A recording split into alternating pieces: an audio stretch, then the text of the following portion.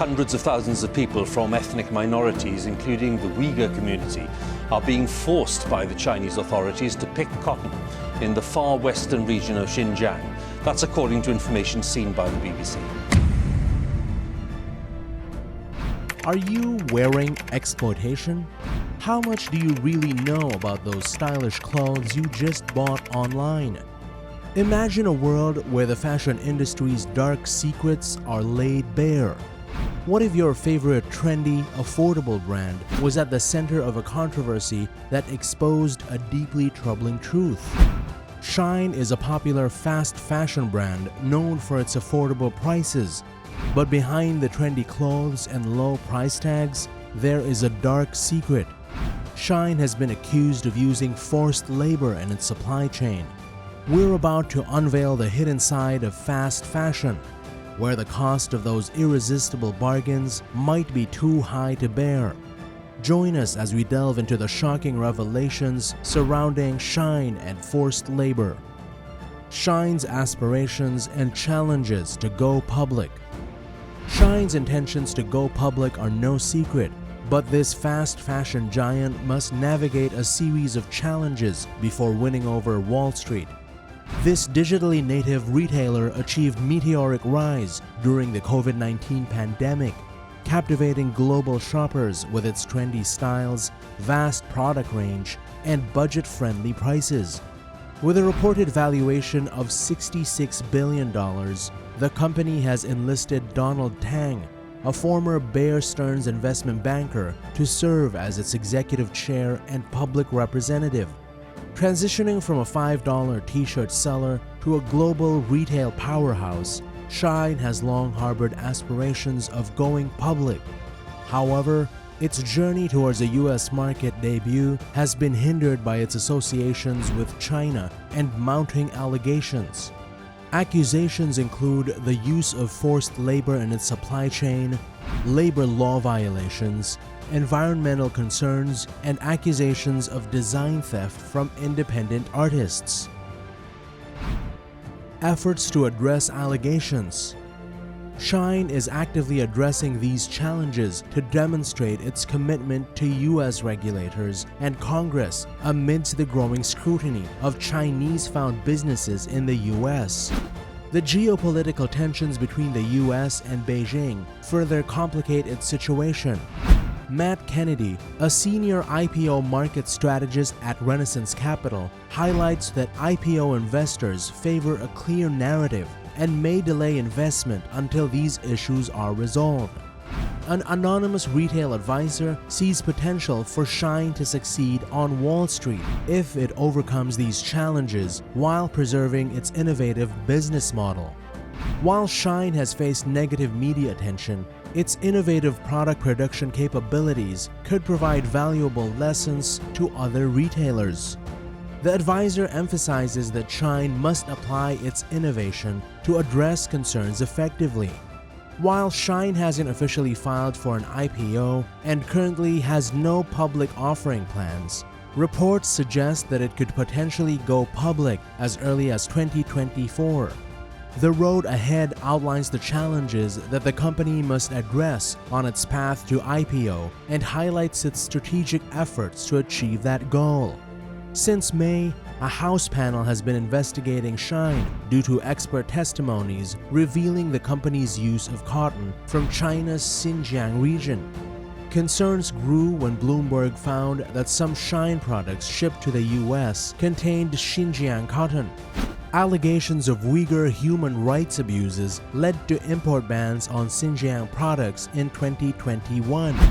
But a tariff loophole allows certain items to enter the US without in-depth customs scrutiny. Supply chain model and labor concerns. In contrast to conventional retailers, which typically import substantial merchandise quantities and route them to the US-based warehouses for distribution, SHEIN frequently ships its product directly to American consumers through its network of Chinese suppliers. The committee's investigation into SHEIN revolves around concerns that Uyghur forced labor may be present in its supply chain, with a de minimis provision potentially enabling such labor to go undetected. Similar inquiries into companies like Temu, Nike, and Adidas are currently ongoing. In June, the panel determined that the vast majority of products shipped by SHEIN to the United States were less likely to undergo the same level of customs scrutiny typically faced by other retailers upon formal entry. The committee has not yet reached any conclusions regarding forced labor within SHEIN's supply chain, and an aide confirmed that the investigation is still in progress. In response to the investigation, some SHEIN executives have spent time at their company's Washington, D.C. office, engaging with lawmakers to address their concerns. SHEIN's response and audits.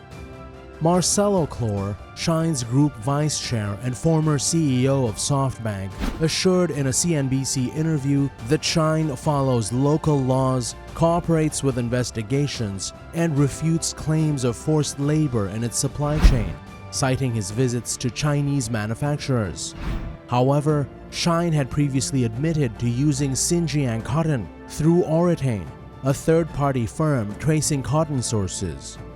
While 2.1% of cotton tests showed unapproved regions in July, SHEIN ceased production of affected items.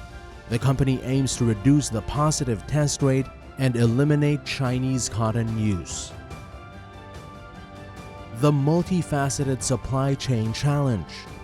Despite efforts to address forced labor concerns, experts suggested that SHEIN's complex supply chain with various contracted manufacturers in China poses ongoing risks, potentially involving state-sponsored labor transfer programs, as noted by Chloe Cranston, head of thematic advocacy programs at Anti-Slavery International. She highlights the need for a comprehensive approach beyond cotton's origin, considering the entire supply chain's process. To address these concerns, SHEIN conducts regular unannounced audits with both internal and third-party auditors to ensure labor standards compliance and identify violations. In 2022, 11% of audits revealed zero-tolerance violations, leading to the termination of 28 suppliers. However, these audits cover only a fraction of SHEIN's extensive supply chain. In 2021, SHEIN audited around 1,941 manufacturers out of about 5,400 total suppliers, providing a limited view of labor violations. SHEIN is now intensifying audit efforts and aims to cover 90% of its products by procurement value in inspections, as confirmed by a company spokesperson. Relocation and claims of non-Chinese status.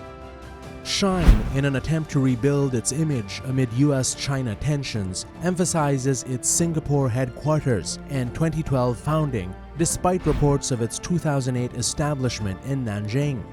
The relocation may aid its path to an IPO, as per Xiangjin Wei from Columbia University.